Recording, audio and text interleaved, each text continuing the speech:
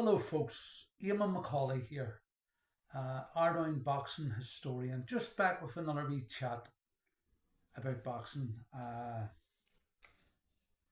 Five great boxers who were great amateurs, were incredible amateurs, who didn't quite hit the dizzy heights in the pros.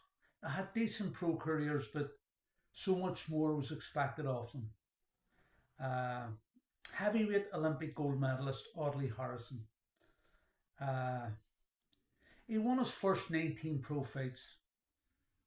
Then he lost a split verdict to Danny Williams.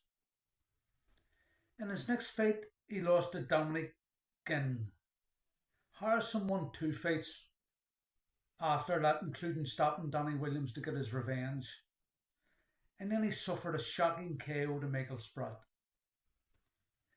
And the fall from grace was complete. He boxed on, but he lost to Marty Rogan. He got his revenge over Spratt, and he got his revenge over Rogan. But losses to David Haye, David Price, and Deontay Wilder signalled the end to a once promising career. Audley came over to Belfast in 2002, 2003, and I spent quite a bit of time with him, got to know him. He made an appearance at our club, the Immaculata Boxing Club, and we went out socially one night for a drink. He was a lovely fella, and he had a decent career. Number two, Earl Christie. Earl won every title you could win in amateur boxing. He won European gold and turned professional live on Grandstand. Or was it World of Sport? I remember watching it.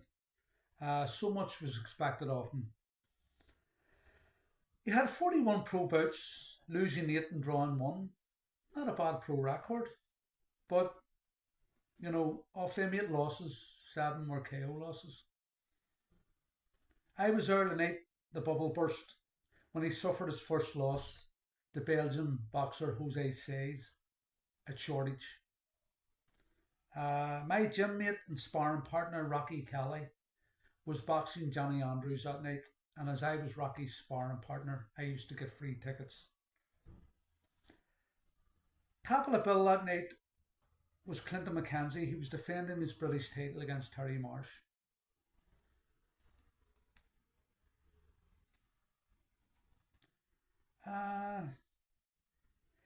Terry Marsh, incidentally, had 27 fights. He was unbeaten WBO or WBA World Light Welterweight Champion. The only blemish in his career was a draw to Earl's brother Lloyd Christie. I remember travelling in a car with Earl. It could have been when we were driving back from a Joe Kilzacki bout up at Carruth Castle. Kilzacki boxed Michael Jimenez that night and won on points. I found Earl to be a very pleasant and charming man. God rest his soul.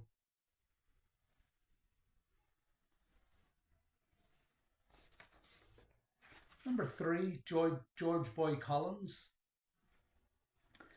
George was an incredible amateur boxer. He was unbeaten in 76 amateur bouts, won every title imaginable at juvenile, youth, junior, senior. 76 amateur bouts until he ran into Gary Stretch in the NABC Class C finals at the Grosvenor House Hotel in January 1985. I won the boxer of the night that night, which got me £300 with a stereo equipment. As I was warming up, at the weigh-in that day, as we were weighing in, Stretch was really cocky, obnoxious even, and he was in George Collins's face. He was confident, and did he freak Collins? That night, as I'm warming up at the Grosvenor House Hotel, I heard an almighty roar. And then the word filtered down that Collins had been knocked out by Stretch. Boxing promoter Harry Holland told me this was going to be Collins' last amateur fight, as he had signed for Frank Warren for 50,000. I'm sure Warren felt sick that night. Well, Warren built up Collins' record because he was something like 35-0 when he went into the fight with Gary Jacobs. And he lost a points decision.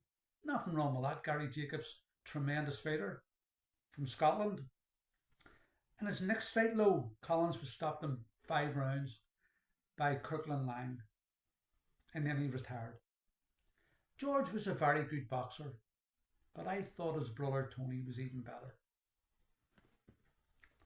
Number 4, Darren Dyer. Won the ABAs in spectacular style in 1986 and won a Commonwealth Gold. Edinburgh, I think they were in Edinburgh that year, the other word. He turned pro in a blaze of publicity. I heard he got 30 grand. And he rang up a string of wins. He topped the bill with me and Paul Hodgkinson at the York Hall in February 1987.